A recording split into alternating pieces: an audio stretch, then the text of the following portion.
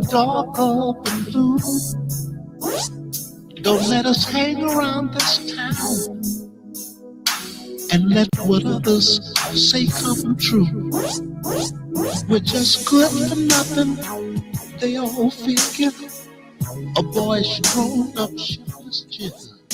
Peace, everyone. It is Friday, June 20th at 5 p.m., and this is Darker Than Blue, the show where we talk about politics for the people who you just heard Brother Curtis Mayfield say are darker than blue. That's me and you, y'all. What's up? I am Jacqueline Luqman, and shout out to everyone listening on the radio, WPFW at 89.3 FM, on the internet at WPFWFM.org, watching on Luqman Nation on Patreon, Facebook, and Instagram, and watching on Black Liberation Media on YouTube.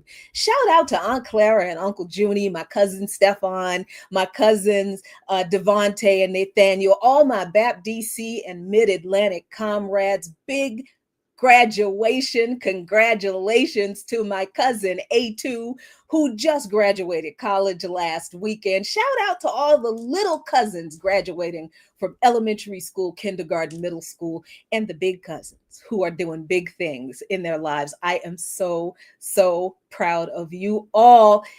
Y'all, we just celebrated Juneteenth, and I know that a lot of you are probably hungry or hungover. Some of you, you're probably very full from all the potato salad and the cookout food and the mac and cheese and the pasta salad that y'all ate. But you know what's coming. An unpopular opinion. Because ever since President Joe Biden signed legislation establishing a new federal holiday commemorating the end of slavery, Juneteenth has been a mess as far as I'm concerned. Let me explain why before y'all start saying words to me that you can't say on the air. Okay, listen. Biden signed into law this bill to make Juneteenth, or June 19th, the 12th federal holiday in 2021. And he said this is a day of profound weight and profound power, a day in which we remember the moral stain, the terrible toll that slavery took on the country and continues to take. That's what he said when he signed the bill making Juneteenth a federal holiday into law. But I got questions. I have questions because I want to know, what power did we achieve by having a Juneteenth federal holiday? Has Juneteenth been a federal holiday, being a federal holiday, closed the racial wealth gap? Has it ended medical apartheid? Has it ended or made an impact against to lessen discriminatory policing, discrimination in healthcare, discrimination in education? Has it ended the black tax on things like insurance rates, mortgage rates, car loan interest rates? You know what I mean? Did having a Juneteenth holiday protect DEI programs in corporate America? Did Juneteenth being a federal holiday protect affirmative action in college admissions? Did it protect reproductive rights? Oh, listen, Juneteenth being made a federal holiday did not change, improve, or impact in any real way any of the material conditions that Black people descended from those Africans brought here to be enslaved, that still relegate us to a subjugated, colonized status in every aspect of our existence. So I got to ask again, what power have we gained by the U.S. government giving us this federal holiday? A government that still actually refuses to acknowledge the real lasting impact of slavery and genocide that this country was founded on, that still push and keep our people on the margins and barely hanging on at that.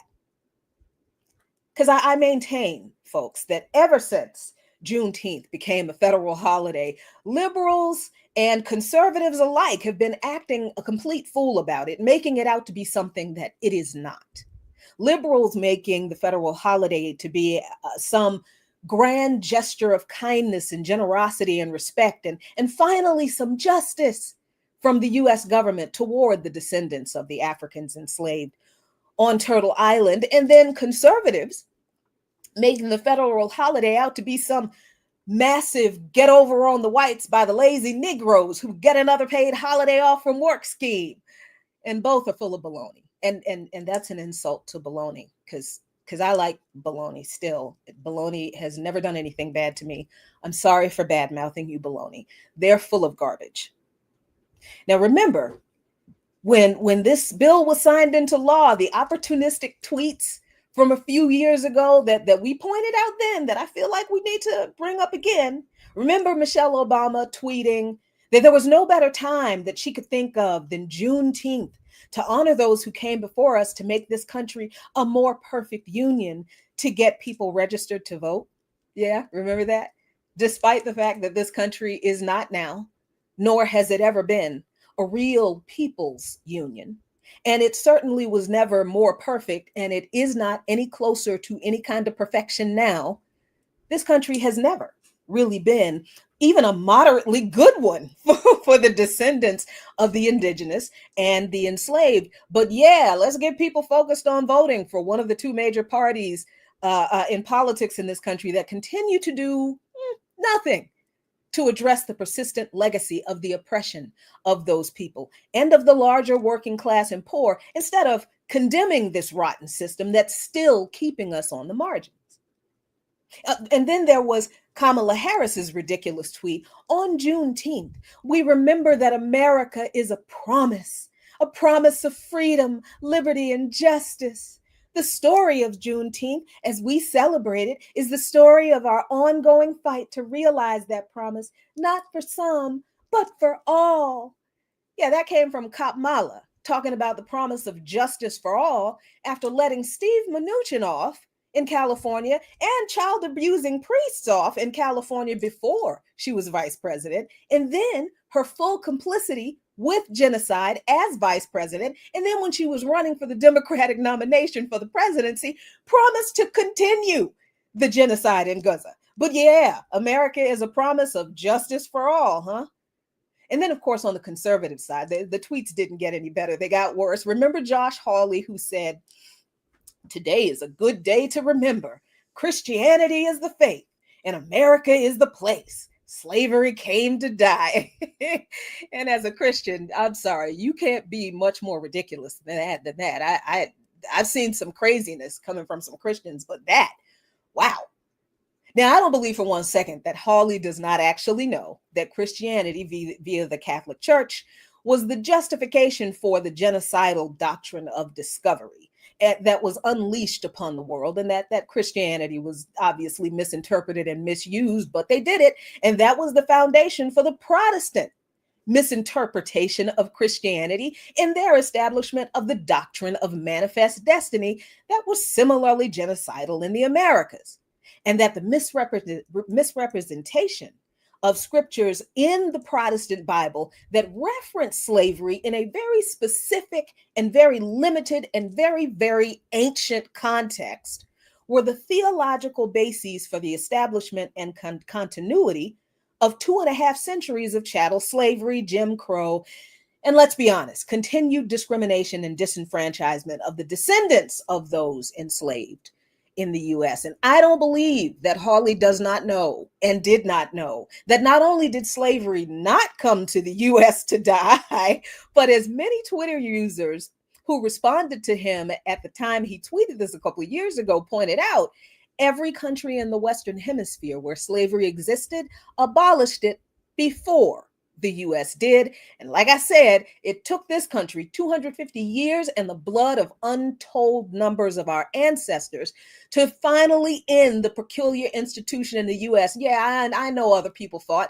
but those people didn't really fight to end slavery, did they? No, they didn't. We fought to end our enslavement. Those other folks fought that war for their own political reasons. But, that's my interpretation of the history. But the history is what it is, and they said what they did. So no, slavery did not show up in the US by surprise and was righteously snuffed out in the wink of an eye by God-fearing white Christians like Hawley and white Christian evangelicals insist to this day. No, they brought it here.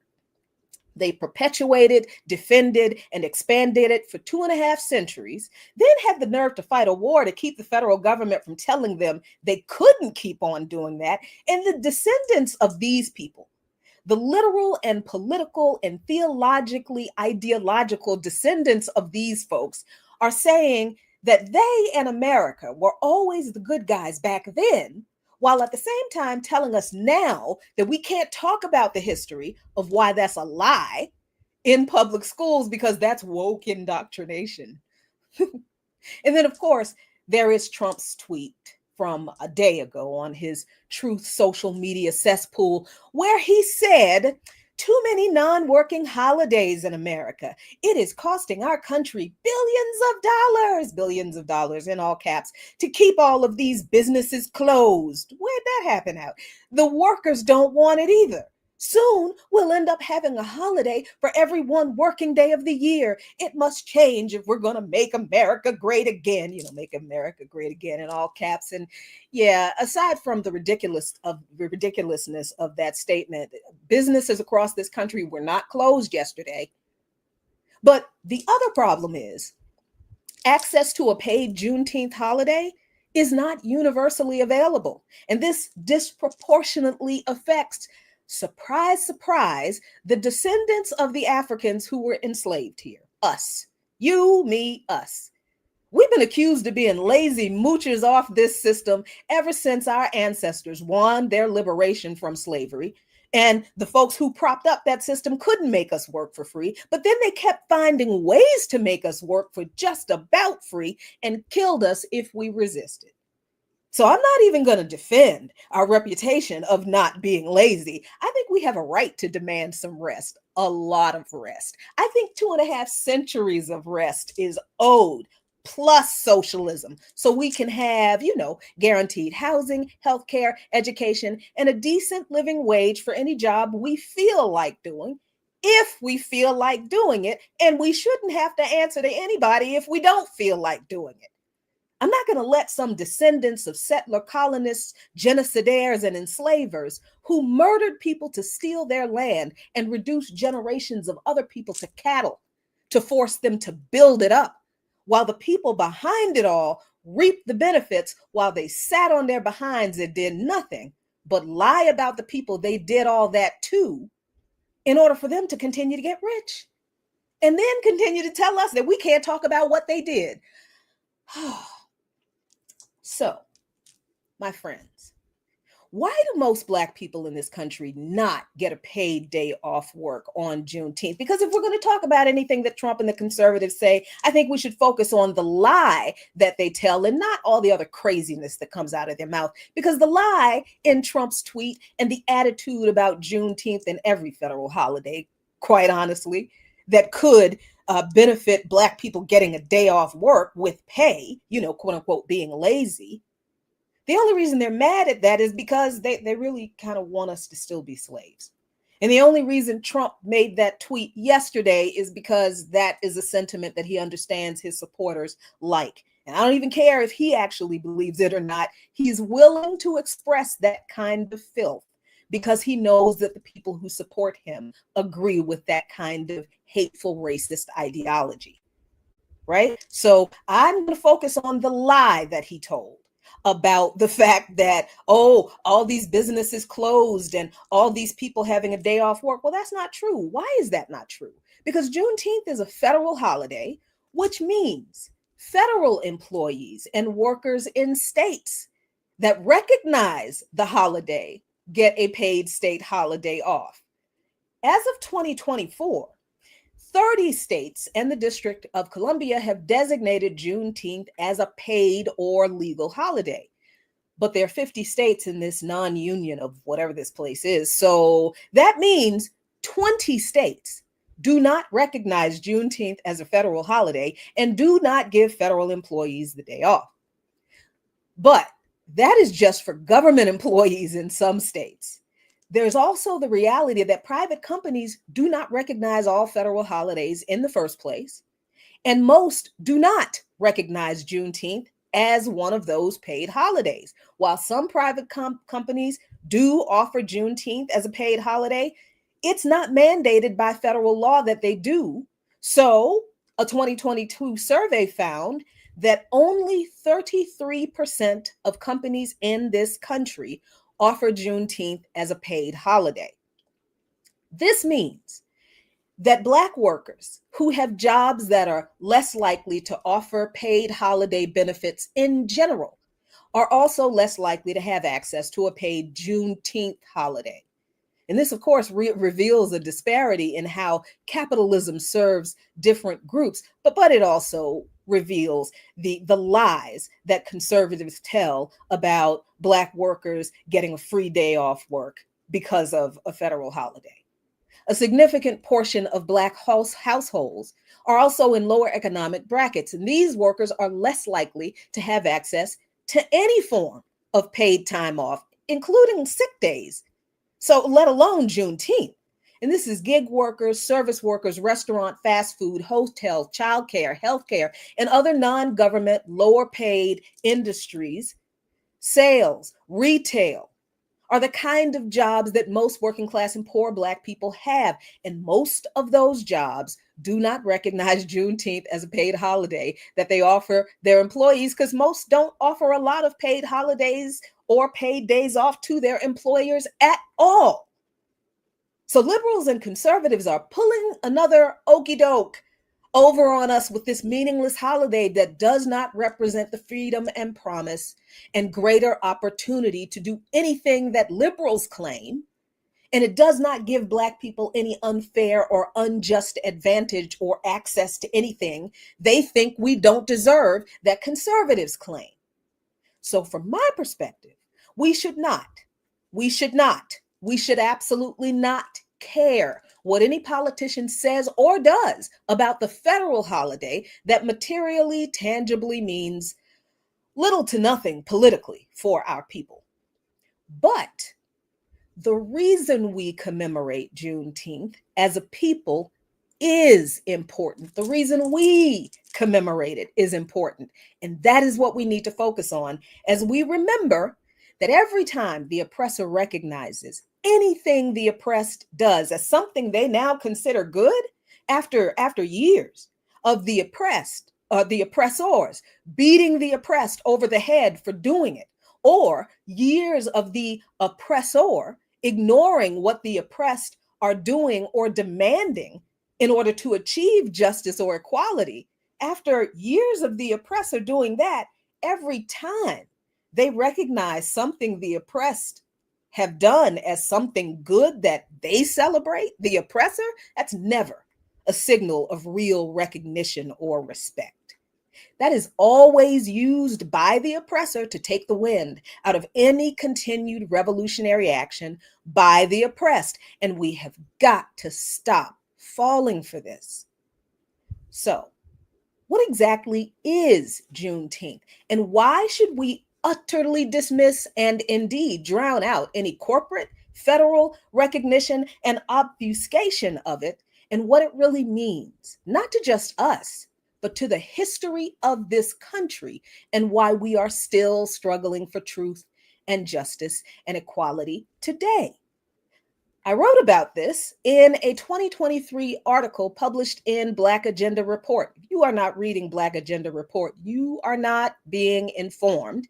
But the article I wrote about this is called "The Duplicitous Legacy of Bipartisan Compromise Obscured from the History of Juneteenth is Too Important to Ignore."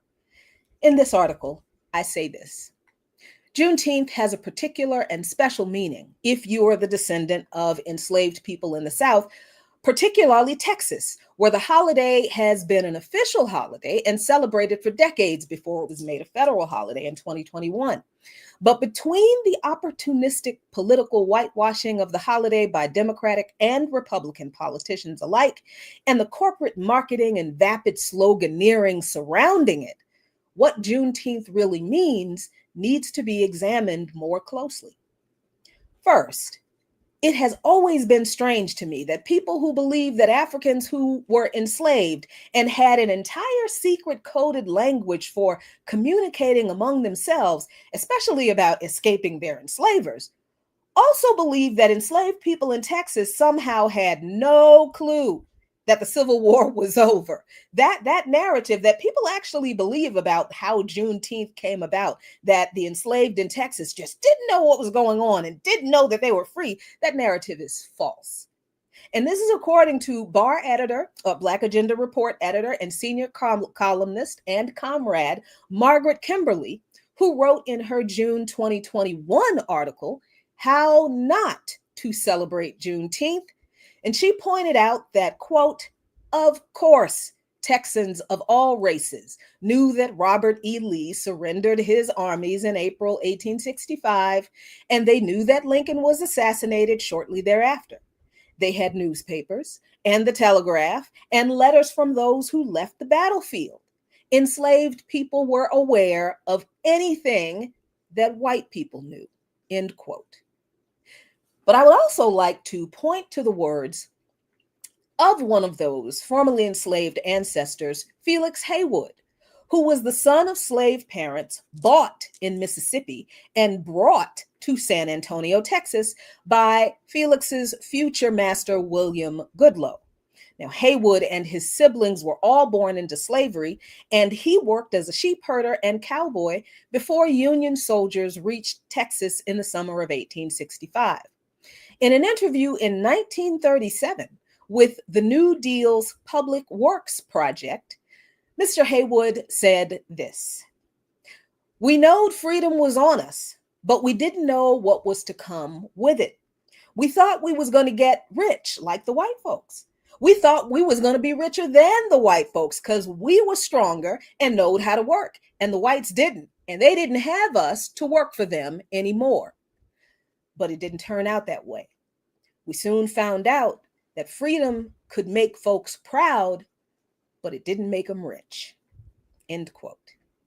Now, I'm going to discuss why freedom didn't make Africans rich later in this article, but the immediate question of why it took 2 years for Texas to comply with that Emancipation Proclamation after the Confederacy surrendered, that needs to be addressed. And the answer is that there was no power in Texas to enforce it. It wasn't because the enslaved didn't know they were free because they were just ignorant and blissful in their enslavement. No, it was because Confederate forces in some states refused to surrender and give up slavery until the very last minute, even though they knew they had lost the war. And that was when Union forces showed up and forced them to. That was the last minute.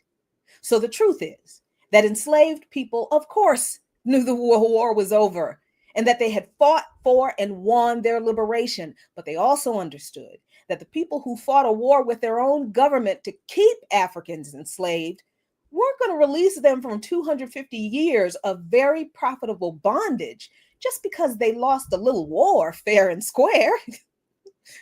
But there's something else about Juneteenth that we need to understand to appreciate the full context of its meaning for us. The first statement of the proclamation, which is formally entitled General Order Number 3, issued by Union General Gordon Granger in Galveston, Texas, does indeed state that, quote, "the people are informed that in accordance with a proclamation," that was the proclamation, the Emancipation Proclamation from the Executive of the United States, "all slaves are free." And it went on further to state that this involves an absolute equality of personal rights and rights of property between former masters and slaves. Now, look, y'all, one could almost get excited about this freedom thing at this point if that was the end of the statement, but it wasn't, because what followed was, "and the connection heretofore existing between them," the former masters and the enslaved, "become that as between employer and hired labor," end quote. So let's think about this, dear listeners. The formerly enslaved were supposed to just believe that the same people who fought a war to keep them enslaved were now suddenly gonna not just treat them as equal human beings after 250 plus years of saying they were barely above animals, but would also now pay them fair wages for the work they just fought a war to keep forcing them to do for free. And the people who did not act on the knowledge that the Confederacy had lost that war for years, but kept enslaving them until the Union Army showed up and made them stop. Listen, I wasn't there, but I bet my ancestors did not put much stock in trusting their former enslavers to suddenly do right by them.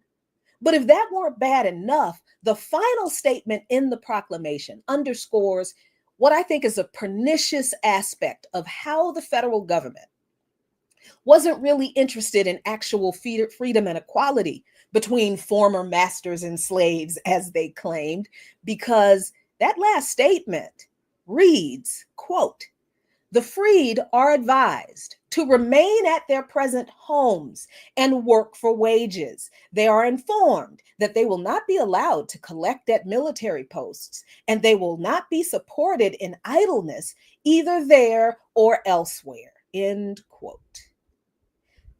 The government that supposedly went to war to end slavery because they thought it was so evil and wrong really tried to tell the formerly enslaved to stay on the plantations that were the sites of their ongoing domestic terrorism. So the domestic terrorists, who were their former owners, could keep benefiting from their labor, even if they would have to pay for it now. I mean, aside from the absolute absurdity of these torture sites being called the newly freed people's home, like they chose to be there.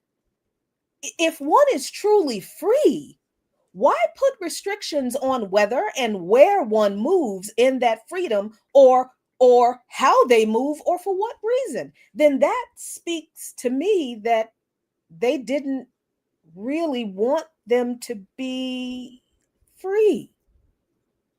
It absolutely seems from the last statement in this announcement that our ancestors were not expected to exercise that freedom outside of a continued exploitative relationship between the people who profited off their free and forced labor for centuries and the allegedly benevolent Union Army and Northern politicians chastising people whose very offspring were worked like pack mules as soon as they could drag a bag behind them to pick cotton so that they would not be supported in idleness. That is absolutely galling. So to celebrate anything this government does in quote unquote celebrating the end of Juneteenth, when they haven't recognized their role in this, nope. You can keep your government recognition and celebrations to itself, to themselves. But regardless of the attempts by the northern white supremacist capitalists to keep the formerly enslaved tied to their former enslavers, I'm happy to report that many of our ancestors did not do as they were told if they could help it, because in some cases they were not able to help it. But according to blackpast.org, quote, "When the news came, entire plantations were deserted. Many Blacks brought from Arkansas, Louisiana, and Missouri during the war, brought to Texas, returned to those states, while Texas freed persons headed for Galveston, Austin, Houston, and other cities where federal troops were stationed." End quote. Now, I'll get to that bit about the importance of federal troops in a minute, but humor me before I dig into that to examine what our ancestors did to celebrate their liberation that we need to continue to lift up today. Beginning in 1866, Black people began to hold parades, picnics, barbecues, and gave speeches in remembrance of the day that their enslavement ended in Texas. By 1900, the festivities had grown to include baseball games, horse races, street fairs, rodeos, railroad excursions, and formal balls. A few years ago on the Remix Morning Show, after this a Juneteenth bill was signed into law, I raged passionately against the wrong-headed and meaningless, if not outright politically opportunistic and corporatist and insulting celebrations of the federal Juneteenth holiday that were devoid of any real historical context and modern political substance or utility. Again, I don't mean to say that we should not celebrate at all, because our ancestors clearly did, but they did something more. During these early celebrations, two important activities were carried out. First, the oldest of the surviving former slaves were often given a place of honor. So our ancestors were not ashamed of the degradation they heroically and triumphantly endured. They honored the resilience and resistance of the oldest survivors of it. I mean, they're the reason we're here.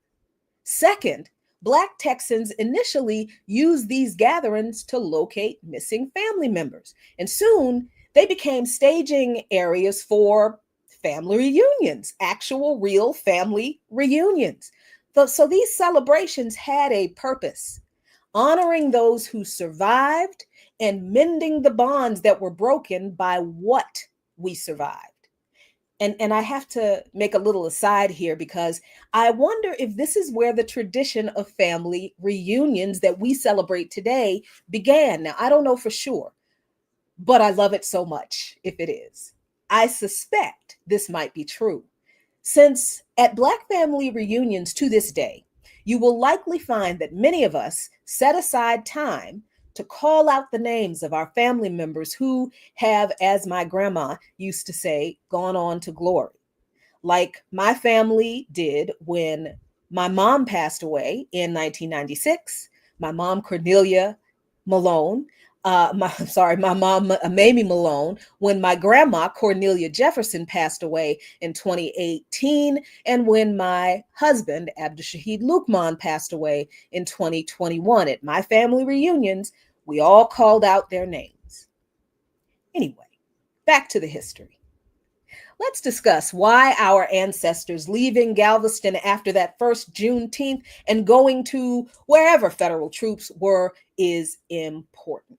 Now, the Equal Justice Institute notes that the Union Army at this point, recognized as federal troops, remained in the South to ensure that Reconstruction era amendments to the U.S. Constitution that abolished slavery, established the citizenship of formerly enslaved Black people, and granted Black people civil rights, including granting Black men the right to vote, were enforced in the former Confederate states. But many white Southerners whose economy, society, and even culture were built upon the ideology of the supremacy of white people and the subjugation of Blacks and everybody else opposed this new order, and many of them reacted violently to the requirement that they treat their former human property as equals and pay for their labor. Plantation owners and non-property owning white mobs attacked Black people for claiming a freedom they never wanted our ancestors to have. Even with their presence in the South, in the first 2 years after the war, thousands of Black people were murdered despite the presence of federal troops in the South. Now imagine the bloodbath that would have ensued if federal troops had not been present at all. Well, actually, we don't have to imagine it, because political protection of the formerly enslaved began to be rolled back as congressional efforts were undermined by the U.S. Supreme Court, which overturned laws that provided remedies to Black people facing violent intimidation. Then in the 1870s, Northern politicians began retreating from their commitment to equality and justice for the formerly enslaved, culminating in the Compromise of 1877, just 12 years after the beginning of Reconstruction at the end of the Civil War. This is vitally important to the context of the idea of Juneteenth as a standalone marker for the freedom formerly enslaved people won, because this compromise encapsulates how the political apparatus in this country has always operated in a bipartisan manner to curtail that freedom for their profit. But we're a little bit past, 30 minutes past the hour. It is time for a station break. So, engineer extraordinaire, what's on tap for the people today? I got my boots on the ground. Are you ready for this Sunday, June 22nd, noon until 8 p.m.? WPFW, in collaboration with Washington Parks and People, present the Jazz and Justice Festival.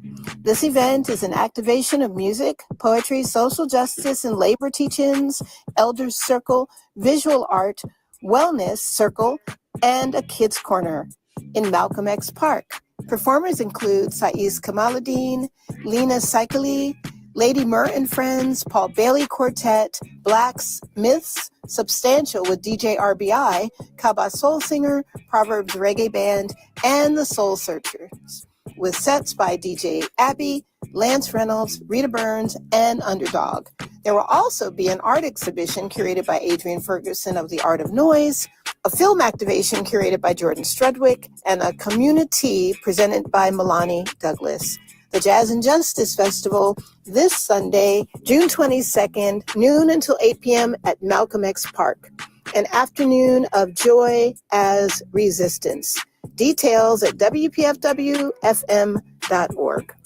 Oh, oh, oh, oh, oh, I got my boots on the ground. Hey, folks, if you have ever wondered who the person is behind this voice, those of you who are not watching on any of the social media video streaming platforms, and those of you just listening, you can find out Sunday at the WPFW Jazz and Justice Festival. I will be there, and I'll be easy to spot, not because I'm tall, because I'm not. If you just are looking at the head, you're not going to find me. You have to bring your gaze down a little bit, but I'll have on my beloved Black Alliance for Peace shirt. I'll be all dolled up just for you to come and say hi and take pictures. I'm excited to be a part of the WPFW Jazz and Justice Festival with, I believe, my pocket comrade and brother Netver Freeman. And look, y'all, come dance with me during the Soul Searchers set. You heard, because we're going to be grooving through this festival. And I'm so excited. This hot summer, we're going to get through it one festival at a time, starting with the WPFW Jazz and Justice Festival. Glad, very excited to be a part of it and excited to see you this Sunday. So let's get back to this history. Now, the 1876, let me get my date right. Yep, the 1876 presidential election featured Confederate sympathizing Democratic candidate Governor Samuel B. Tilden of New York and Republican Rutherford B. Hayes, governor of Ohio, who wrote that he would bring, quote, the blessings of honest and capable local self-government, end quote, to the South. Now remember that this election took place during the Reconstruction era, when, as the Zen Education Project describes it, quote, in state after state, Black men, many of them formerly enslaved, gathered with white men, many of them poor and disempowered until Reconstruction, to rewrite the constitutions of the South, starting in Alabama in November of 1867 and ending with Texas that opened its convention in June of 1868. Multiracial assemblies met in Southern state capitol buildings, most built by the labor of the enslaved, to radically alter the political and economic landscape of the South and the former Confederate states. Most interestingly, the lesson points out that also, unlike the Northern constitutions, the South's new laws protected Black civil rights. Blacks could now hold office, serve on juries, and several constitutions explicitly banned the kind of discrimination that would later characterize the Jim Crow South. This is what Black and poor white folks did in the former Confederate states during Reconstruction after the Civil War.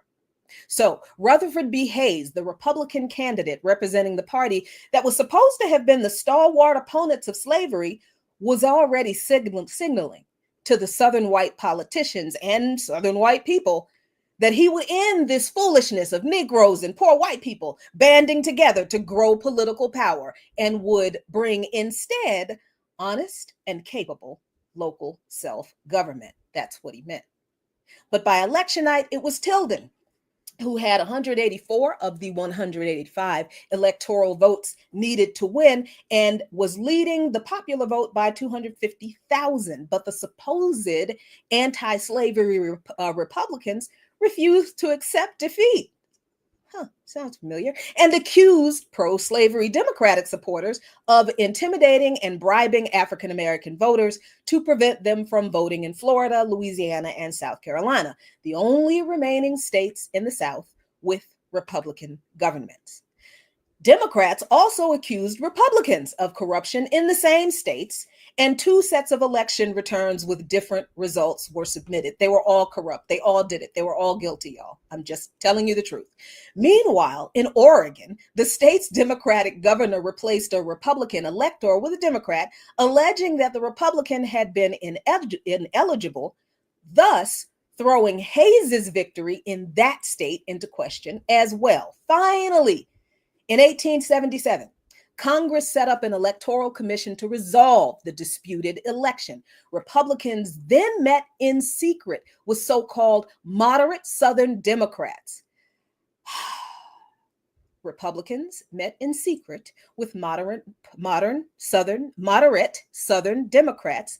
And isn't this what the two parties continue to do today, regardless of which end the parties are on and the people in the parties are on? They do the same thing today. But anyway, then Republicans met in secret with moderate Southern Democrats to get them to not oppose the official counting of votes with a filibuster, thus ensuring a Rutherford Hayes presidency, and to accept the civil and political rights of African Americans, which the Democrats agreed to on the condition that Hayes would appoint a prominent Southerner to his cabinet, support federal aid to build the Texas and Pacific Railroad, and most importantly, to withdraw federal troops from the South.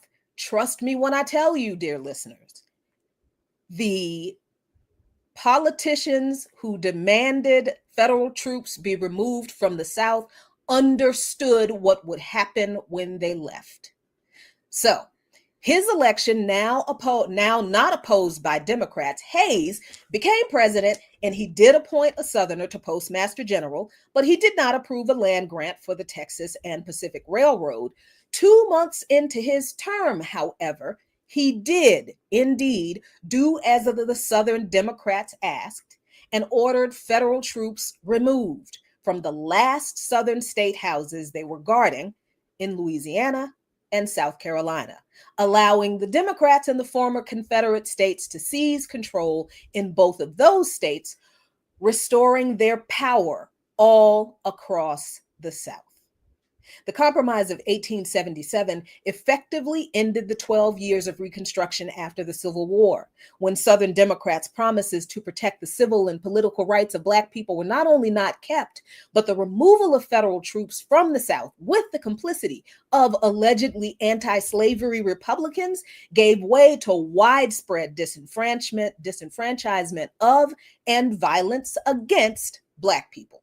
From the late 1870s onward, Southern legislatures passed Jim Crow laws that segregated Southern society through the middle of the next century, with white mobs once again violently enforcing the white supremacist status quo, ending only after Black folks once again engaged in another liberation struggle, the Civil Rights Movement, culminating in the passage of the Civil Rights Act of 1964, the Voting Rights Act of 1965, and all the rest of that legislation. Now, there's plenty to argue about the efficacy of those pieces of legislation, the tactics that were used, and even the politics of some of the people involved. But because of the bipartisan compromise of 1877, the legal subjugation of Black people in the South was extended for more than 90 years. And this is why the freedom that people like Felix Haywood experienced made him proud, but didn't make him rich, didn't even make him or any of our ancestors financially stable, because the social and economic subjugation under a new form of oppression of the formerly enslaved, who were supposed to be free now, was necessary to maintain the exploitative relationship between our ancestors, who, again, supposed to be free, and this capitalist system that was built on their backs. And this timeline of enslavement to emancipation to Juneteenth to Black codes implemented to limit the rights of freedmen in the South during Reconstruction and to the establishment of Jim Crow after, that was all designed to keep white supremacy the status quo in the South, certainly, but most importantly, it was done to keep capitalism profitable off the continued exploitation of black labor, forced to work for whatever the white supremacists in the South and the North decided to pay them, or else face violence and death that the federal government did little to quell for nearly another century. Additionally, as punishment for being in league with the uppity Negroes, thinking they were free and thinking they were equal during Reconstruction, the capitalist class happily subjected plenty of poor white people who were in solidarity with Black people to the same degradation and violence. So it's nice, real nice, that the US government made Juneteenth a federal holiday, but it means nothing. Because let's never forget that this government and both political parties in it have always been complicit in compromising on not only our civil, but our human rights, and on any real acknowledgement, assessment, and recompense for what they denied us, took from us, stole from us in the process. Because their insatiable lust for the spoils of our exploitation, money, and their political power has always been more important than our freedom, our equality, and anything they ever promise. And by they, I do mean both political parties, especially since we ought to be able to see it's still being done to us in pretty much the same way today. Now, believe it or not, this history of Juneteenth has an international connection that ties right in to the current struggles against the same system that facilitated a Juneteenth type of situation to happen in the first place. Another one of those noteworthy Juneteenth tweets from a few years ago that just resurfaced yesterday as a reminder for what folks outside of the US know about us in this place and in relation to this place. I think it popped up at the perfect time. That tweet reads like this. Oops, sorry, need to find the tweet. Where did it go? There it is. They celebrate a day for abolition of slavery, but such crimes are committed against the Blacks. Hashtag Eric Garner, hashtag Trayvon Martin, hashtag Black Lives Matter. Who tweeted that? I'll tell you who. The Ayatollah Ali Hosseini Khamenei of Iran back in April of 2015. I sure hope you folks celebrating Juneteenth are not cheering on Trump and Israel bombing Iran, or claiming that that's not Black people's business, or not Black people's fight, because not only have Iranians done nothing to us to deserve such violence, but they're clear on what the relationship we really have to this country is, and they aren't afraid to call out the hypocrisy therein, because the connection isn't just about the Khamenei's words about how this government treats us. They backed it up with action in a critical historical time that is a part of the lead up to the hell they're going through again at the hands of this government and its illegitimate white supremacist, settler colonial, apartheid, Zionist, ethno-state attack dog in the Middle East, Israel. See, Western imperialism created the crisis in Iran. And despite the recent actions in the region that heightened tensions and may have brought us closer to all-out war with Iran, what actually created this tinderbox was carried out over 100 years ago when the Western imperialism of Britain carved up what we in the West call the Arab world, creating or controlling resource-rich nation states for their benefit, having no consideration for the rights to democratic processes and self-determination of the people in these regions that they exploited for their profit. Now, Iran was not a direct party to World War I, but it was a direct recipient of the fallout of tensions among the factions in the war. And Iran, by the way, is not Arab, but Persian, which is what they were called then, Persia, and was officially neutral in World War I. However, it became a battleground for Russian, Turkish, and British troops. When German agents tried to stir up southern tribes in Persia against the British, Britain created an armed force, the South Persia Rifles, to protect its interests. And several battles were fought in Western Persia between Russian and Ottoman forces. These battles destroyed many villages, killed several hundred Persian civilians, caused near famine conditions in the country. But the inability of the government to protect the country and the people provoked rebellions and autonomy movements in the region between 1915 and 1921.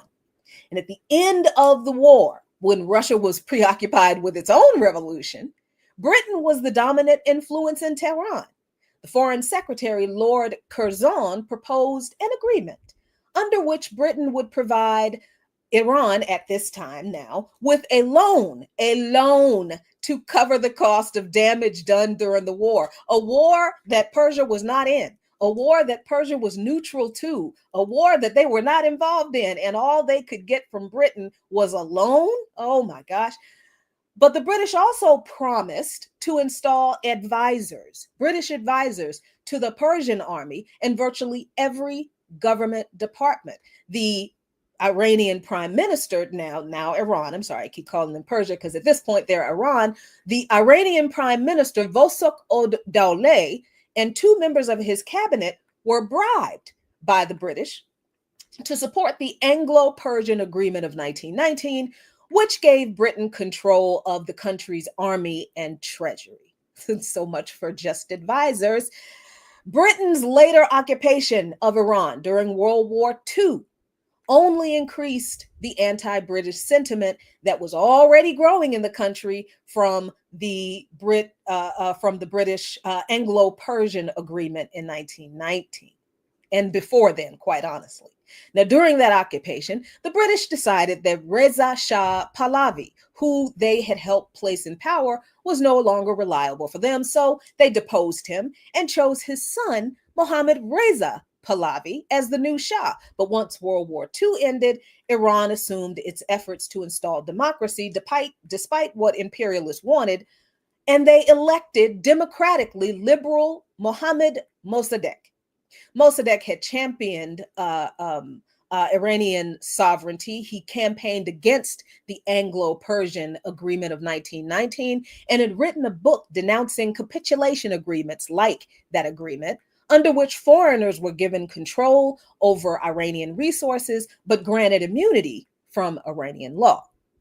After he was elected prime minister in 1951, Mossadegh introduced a range of social and economic policies that benefited the Iranian people. He was beloved by the Iranian people, and he asked Parliament to take the unimaginable step of nationalizing Iran's oil industry that Britain still controlled. The Parliament agreed to do so unanimously, and we all know what happened next, don't we? Britain had controlled Iran's oil for decades, didn't want to lose control of it. They asked the United States for help. After two coup attempts orchestrated by the CIA under President Roosevelt, Mossadegh was placed on trial, spent his life under house arrest.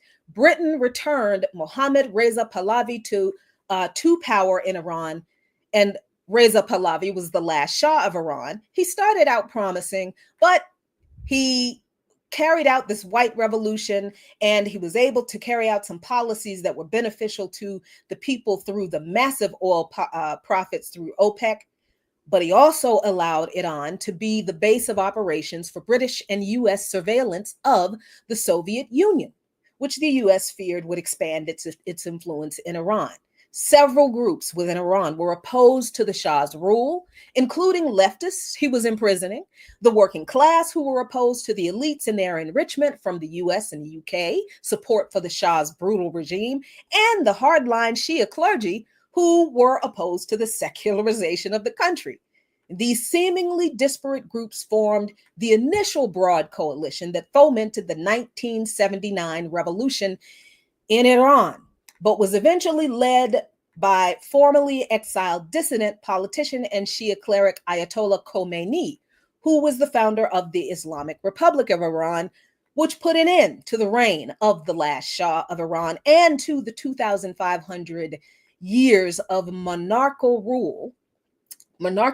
rule in Persia/Iran. Oh, and I must mention that when the monstrous Reza Shah was finally deposed in that anti-Shah, anti-US revolution in 1979, it was y'all's favorite president, Jimmy Carter, who supported the Shah's regime and welcomed the deposed dictator into the US. Reza Shah didn't go to Britain. He came to the US, welcomed by Jimmy Carter. And here is where our relationship with Iran comes into play. Our relationship as in Black people. Remember the Iran hostage crisis that the US still holds over the country's head as if it was some great evil unprovoked offense committed by Iran against the US? Well, it wasn't. Iranians were clear on our relationship to this country back then, because on November 18, 1979, the Washington Post reported that Ayatollah Ruhollah Khomeini ordered the release and immediate deportation of women and Blacks among the 70 hostages held at the American embassy since it was seized by Iranian students who led the revolution. The state radio said the militants holding the embassy had accepted Khomeini's directives to free the estimated 10 women and Blacks, but it wasn't just Khomeini demanding they be released. It was the students saying, we are in solidarity with oppressed people, and we know how the U.S. treats y'all Black folks. You're oppressed. We're not going to hold you responsible for what the empire does. Please go home. And the women, yeah, they can go too.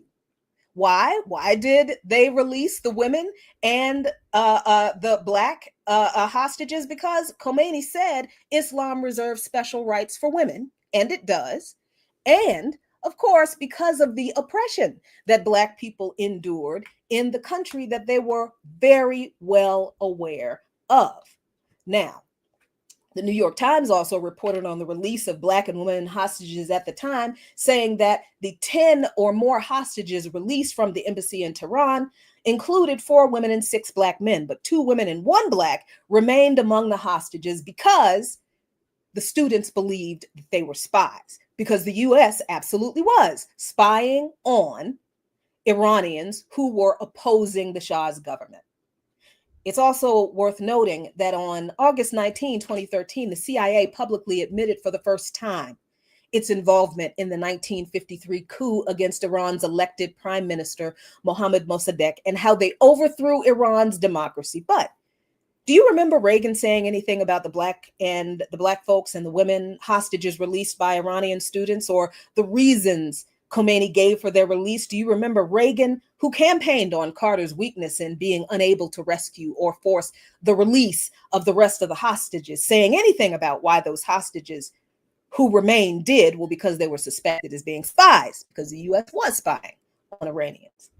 Or did you hear about how this hostage crisis even happened because of U.S. involvement, interference in Iranian politics? No, you did not. You were told by this government that Iran took American hostages because some crazy fundamentalist Islamic mullahs hated America for its freedom and decided to take some American hostages because those mullahs are just evil like that. And here we are, just a day after Juneteenth, still battling this weird, ahistorical, and amoral take from some Black people about sitting out this fight against genocide of Palestinians and expanding and ignoring the expanding imperialist Zionist war against Iran. How in the world can we celebrate a Freedom Day for ourselves when the world and our own communities are still under the smoking barrel of the empire's guns, being crushed daily by the boots of its foot soldiers, dragging us into another needless bloody war over racist, imperialist, Zionist lies and capitalist greed? That's not how we celebrate Juneteenth. Too many of us really do not really want to be free. And I think that's the truth we need to admit. But hey, I'm out of time for Darker Than Blue today. Thank you so much for watching. A lucha continua. The struggle continues. Victoria acerca. If we keep struggling, Victoria is certain. I'll see y'all Sunday. Till next time. Peace. What darker than blue? All right, y'all. Thank you so much for watching. Not a long extended whatever tonight, because I got more stuff to do this weekend. it's been a busy week. It's been insane. I hope that this was informative and beneficial. I'm going to go through your comments, and because I don't like missing your questions, and I do try to answer your questions when I see them. Let's see. Let me see. Let me see what y'all got to say. Oh, yes, she did. Yes, that was absolutely Kamala Harris's promise. She was going to make the U.S. military the most lethal fighting force on the planet. It already is. It already. Okay. Let's see. It has that. Thank you. I wish I had thought of that when I was writing the thing. But you're right. Juneteenth as a federal holiday become the "I have a dream" speech of holidays. It has been stripped of all of its political significance. It's really been stripped of its true historical significance. And the reason that was done is so that we never know how both parties really did collude to fuck us over with the, yeah. Anyway, so,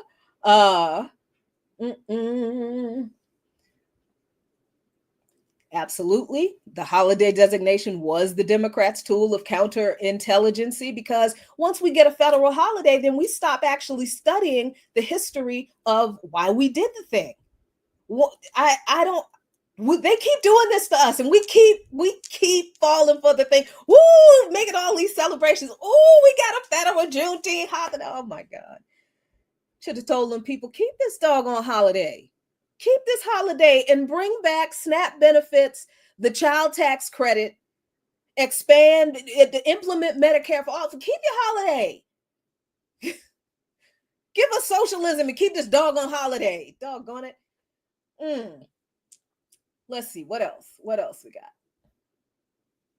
Oh, thank you. Thank you. Check out Black Agenda Report. Because Chichi Macha 1025 can write. They can write. And they write some good stuff. So I support your shameless plug. It's not shameless. It should be the stuff that gets approved to be published in Black Agenda Report is not lightweight, silly, fluff piece corporate media garbage. These are some serious Africans with serious politics who will not be associated with some unserious drivel. So big up to you, Chitimacha, for being published repeatedly in BAR. That is a great thing. Thank you for the link for Margaret Kimberly's piece on Juneteenth. Thanks so much. I appreciate you dropping that. That's great.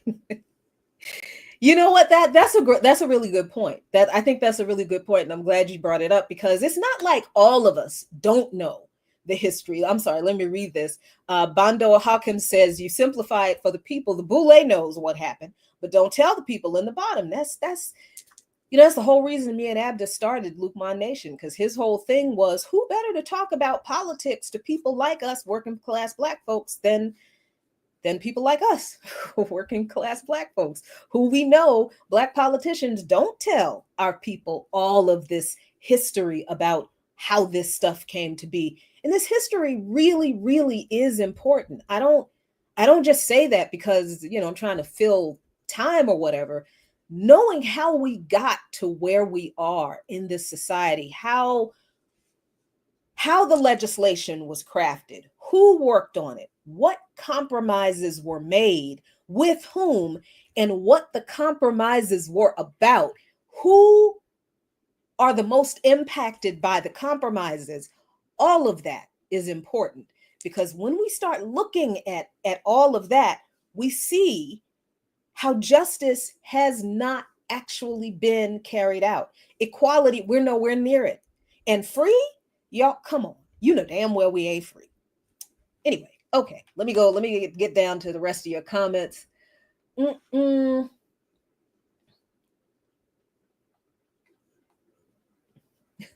And this is where we disagree. They didn't teach us we were Africans. Our ancestors were brought from Africa. Therefore, we are Africans. You can call yourself whatever you'd like. That's fine. But our ancestors from Africa, the people who are responsible for us being alive, our, what do I want to call it? Not genetic, but what's the other word? Our familial ties, from the people who were brought from the continent to be enslaved. We didn't sprout up out of the ground here as a uniquely African American people. We are the descendants of Africans forcibly removed from the continent and spread out throughout the diaspora to be enslaved. Those are our ancestors. Hence, our African ancestry. They didn't teach us that. We've been trying to hold on to that and the culture they tried to beat out of us to convince us that we don't have anything to do with Africa. That's what has really happened. So just got to make that point. Again, if you don't agree, that's cool. That's fine. I'm just saying that's me.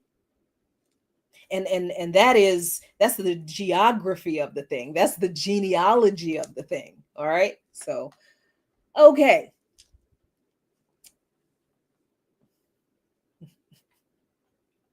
Oh, if you haven't figured it out by now, I am Jacqueline Lukeman. Just so you're straight on who this lady is. Oh. So let me see what else. Oh, thank you so much, Cloud. And what's going on, comrade? Miss you. Got to see you soon. BAP's latest resistance review. What to the still exploited and repressed is Juneteenth. It is fantastic. Please check it out. And I hope somebody dropped the link for that in the chat. Thank you so much. Thank you. Razia Ayubu G Lion. Oh, it's G Lion. I love Culture Shack. I love it so much. Okay, thank you. I'm so excited. So I'm seriously fangirling right there. I didn't even realize he was watching. So tickled. Okay. Thank you, Cloud. It's on the VAP website under newsletter. Let me go down. Let me see. This, yes, it's true. It is true that Juneteenth is celebrated in the Caribbean, but the history of its origin in this country is very, very important to the relationship of Africans in this country to the politicians in this country who are now claiming like they're celebrating Juneteenth like a big, yeah, it's true. Okay. All right. Let me see what else. There it is. There's the link. There's the link to the BAP newsletter, the Resistance Review. Fantastic. Let me see what you got. Oh, thank you so much. Dejuma Boutique Iranians, and I know I keep going back and forth with the correct pronunciation. I'm sorry, y'all. I'm tired. I got this American lazy tongue. I'm hungry, and I'm doing the best I can. So Iranians have consistently supported African people's struggles, both in the diaspora and homeland. Absolutely true.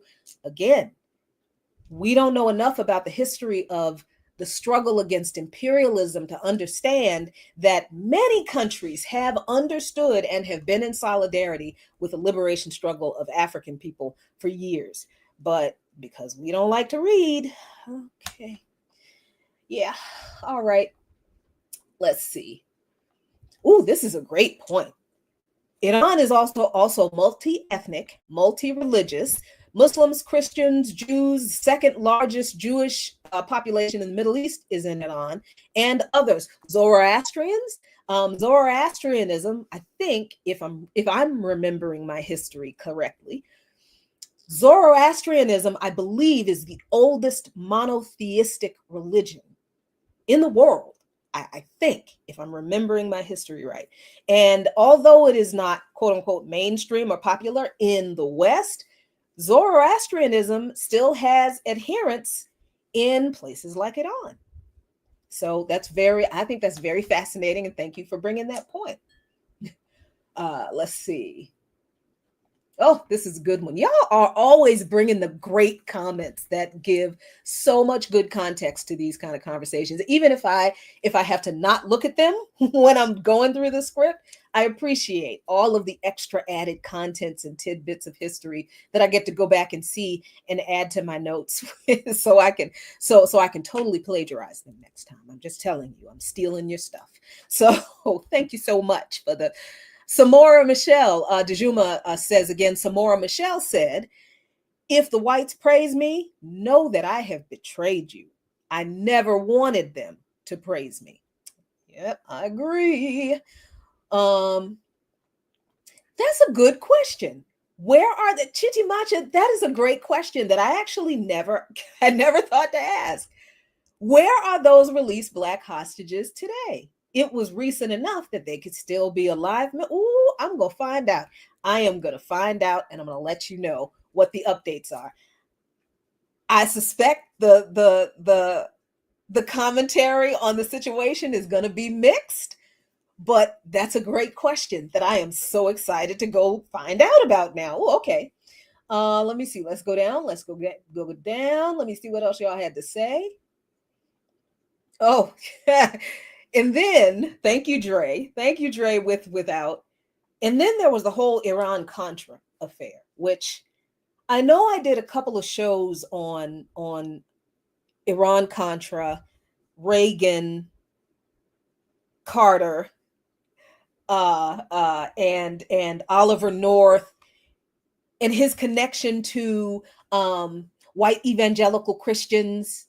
And I think I mentioned it, but I really didn't go deep into it because North became like this hero in the white evangelical Christian community when he was on what was it, a congressional hearing, I think, for his role in Iran-Contra. And he justified that he was never like, it was wrong. It was wrong. It was wrong to traffic drugs. We shouldn't have made it so easy for crack cocaine to take hold, in Black and Hispanic and Latinx and poor white communities. But we did it so we could raise money to give weapons to the Contras to destroy the revolutionary leftists in Nicaragua, so that the communists would not come to power in Nicaragua. That's what the Iran-Contra was all about.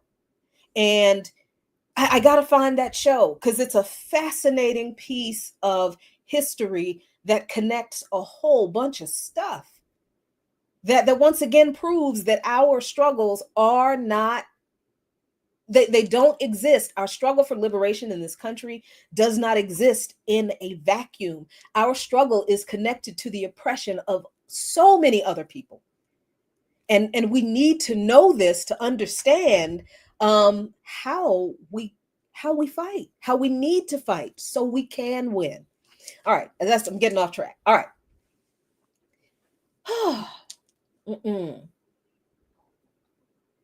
And I actually had, thank you for this, Chitty Macha. I actually had a comment in this script that I skipped over just for time, because I'm supposed to stop at 55 minutes to the hour to give, the net, but I went a little over, and I didn't have time to say, let me just pull it up. I'm just going to say it. Let me say this. When your kids who you sent to the military, because that's the only way they can get health care and housing and tuition assistance, get deployed to Iran or anywhere in the Middle East to fight people who have done nothing to them, but people who understand that we are also oppressed by the nation that oppresses them, I guess then y'all gonna want this to be our fight. Y'all gonna want some thoughts and prayers and support for your troops, your kids. But that part will not be the fight of anti-imperialists like me. What I'm going to do is remind them of what Khomeini said, that this country celebrates ending slavery, but does so much violence to the Blacks here still. That's the country those Black and brown and indigenous and working class and poor whites are expected to defend when the politicians in this country decide that they want to invade another country that's already been through the ringer of violent, undemocratic, capitalist-driven, white supremacist, Zionist, imperialist domination. I just didn't have time to say all that, but thank you, Chitimacha, because I got a chance to finally say it. Thanks. Whew, man, these people. All right.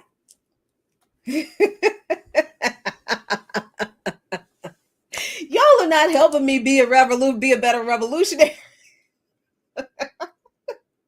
I'm trying to limit my cussing because people keep telling me, that how who keep telling me that, look, young people and children are watching you, so kind of watch what you say, sis. What you say is great, but just kind of control the cuss words a little. Okay, so I'm trying to do that. So, all right. Okay, I came across that. Thank you, Robin C., for asking this question. How do we reconcile the way Juneteenth is contorted and the elder who spent so much of her life making it a holiday? This issue with what the government did and the way they whitewash over the history doesn't have anything to do. My criticism of what the government has done and the way they whitewash history doesn't have anything to do with the elder who spent all this time making it a holiday. She didn't distort the history. Now, I would, and I shouldn't. Oh, I'm not going to say that. Nope, I'm not going to say that.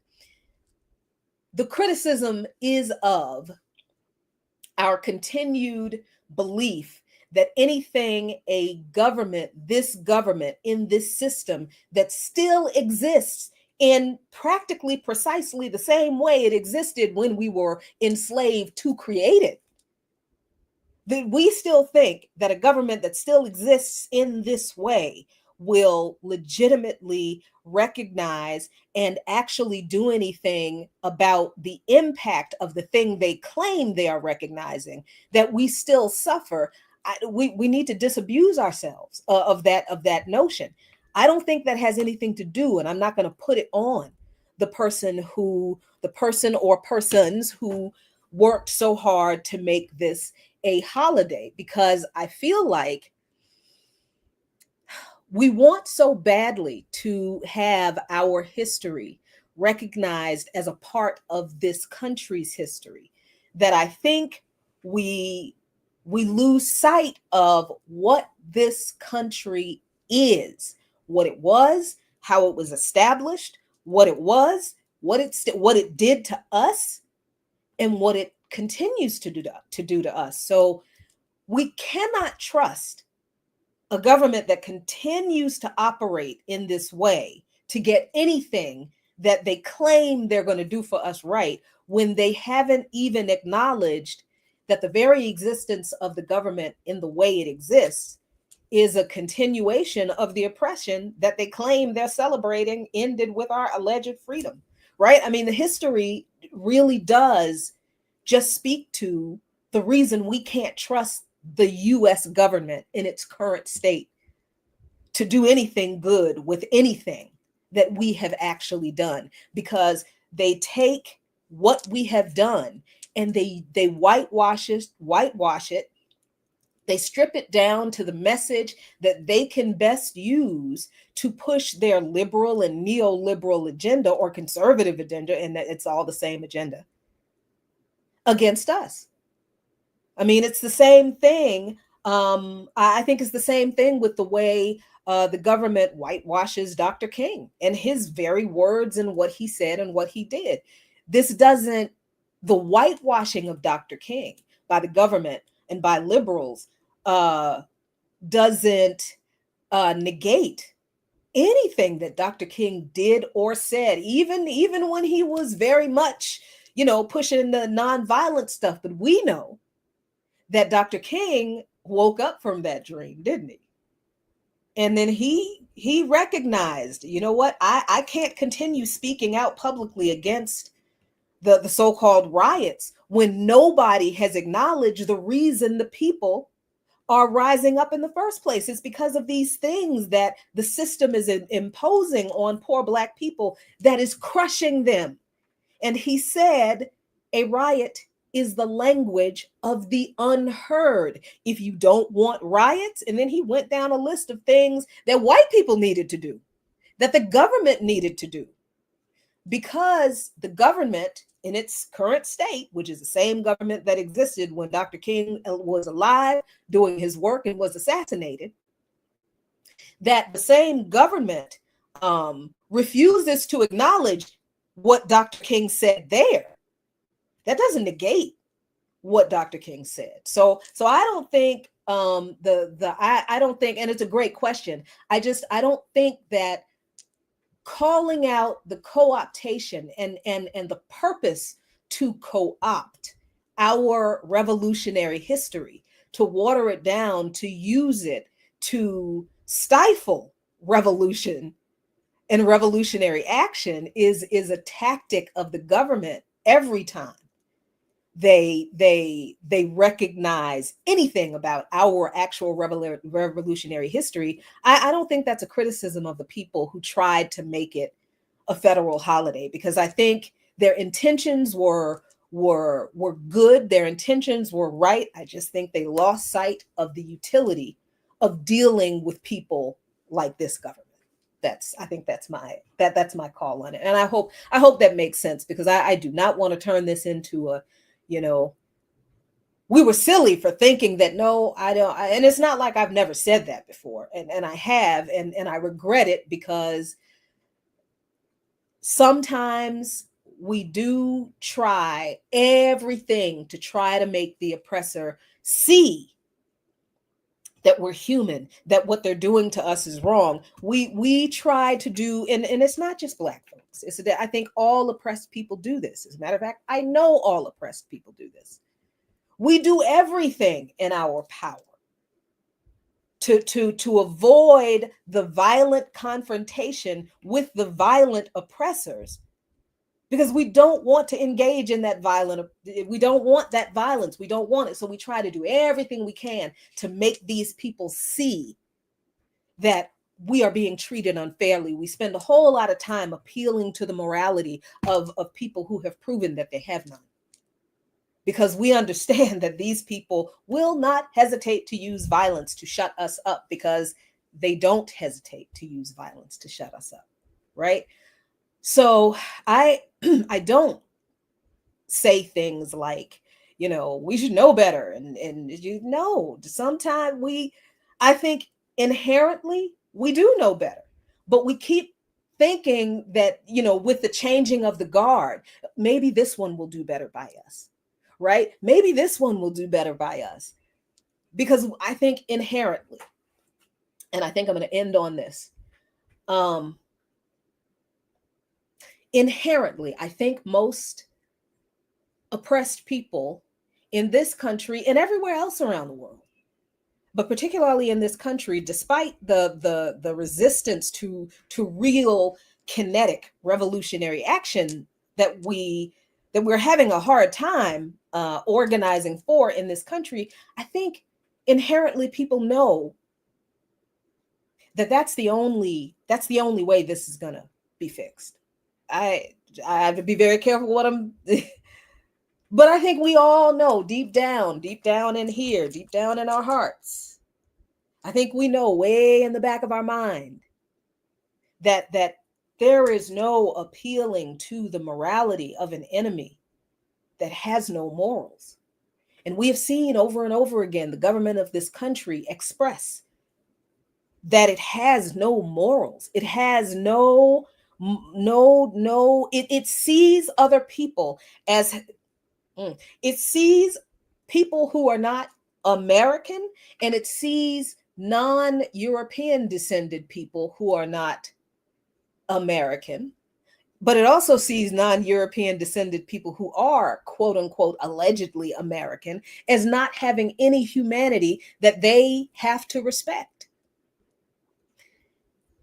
Everything that we do in this country to try to go along, to get along, to keep our head down, to keep to keep off of the empire's radar, to not rile up the bosses, to not make them angry at us, to not make ourselves a target for them, to the point where a lot of us will not only disassociate ourselves from revolutionary people and organizations and movement, but some of us will actually repudiate revolutionary ideology, revolutionaries. Listen, this is the whole reason ADOS and FBA exists. It's the whole reason, because they understand who they're dealing with. They think that this is a better tactic for getting reparations by appealing to the patriotism of the enemy and calling themselves American. It's a survival tactic of oppressed people. It is a way to hold off or completely avoid, they hope, getting to the thing that they know is the inevitable end of this abusive relationship between the oppressor and the oppressed. There is nothing in the history of people's revolution and oppression that suggests that any of these stalling tactics will work, because the compradors always end up getting found out, always end up getting hated by the people, and always end up on the run and end up in other, you understand what I'm. So I'm learning to kind of step back from my own kind of knee-jerk reaction to people who are still on, appeasement with the empire. A lot of our people are still involved in appeasement with the empire, not only because people want to get the bag, as a lot of our people do, because it's just like, listen, I just want to get whatever is enough for me to survive this hell. And that's weird, because people are literally talking about themselves individually. They're not talking about their children. They're not talking about their grandchildren. Like, you wanted to keep the bag. You wanting to get the bag so you can survive. That's literally you. Like, when you die, what you think is going to be left for your kids? Because there's not going to be much of that bag left unless you are one of the, I don't know what the small percentage of Black people there are who are millionaires and billionaires, but it ain't a lot of it. It's less than 10%. So whatever bag most of us get in this life, it goes with us. We're going to take that bag right to that grave, because we're not going to get a big bag in the first place. That bag is not going to be as big as the least qualified white person who is also competing for the same bag.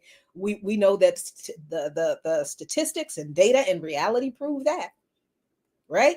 And whatever bag they get,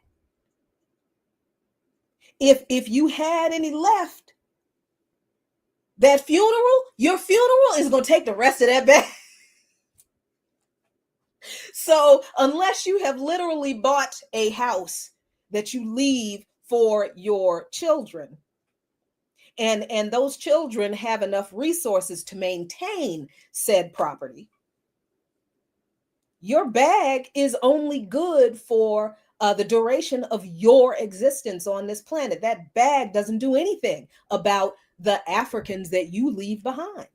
So this whole thing about, I'm just trying to, if we just try to get a piece of pie within the capitalist system, if we just work with the system and we can do better, if we just get some financial literacy,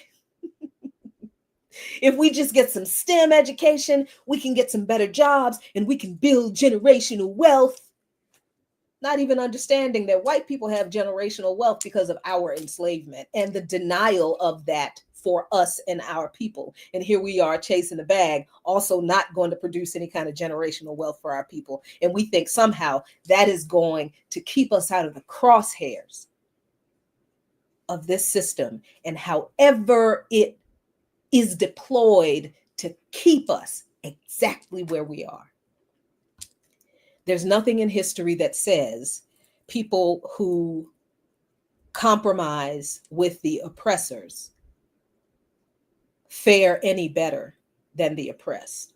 They may get a check that's marginally more than what they would have gotten before, but their usefulness to the oppressor never lasts as long as they think it will. And I wish we could convey that to these folks who are wrapped up in this pro-America, patriotic, Black nativist narrative today, this Black capitalism garbage, this, organization ain't what we need to do. Organization ain't never done nothing for nobody. I wish there was a way we could convey this truth to those folks, but they've already decided that we're the enemy. And okay, I see you on the other side of revolution. I'm going to leave that right there. And I will talk to y'all next time. Hey, have a great weekend. What is going on this weekend? If you're in the DC, Maryland, Virginia area and you listen to WPF, do come out Sunday to Malcolm X Park at 16th and Euclid in Washington, D.C., where the WPFW Jazz and Justice Festival will be going on, and I will be there. So come on out. Hug my neck. Let me hug your neck. I'm going to have to stand on a chair to do it. But take some pictures with me and come have a great time because the Soul Searchers are playing. I'm so excited. I love the Soul Searchers. But you know what? It's time to go. It's time for me to relax. Thank y'all so much. Peace. See you next time.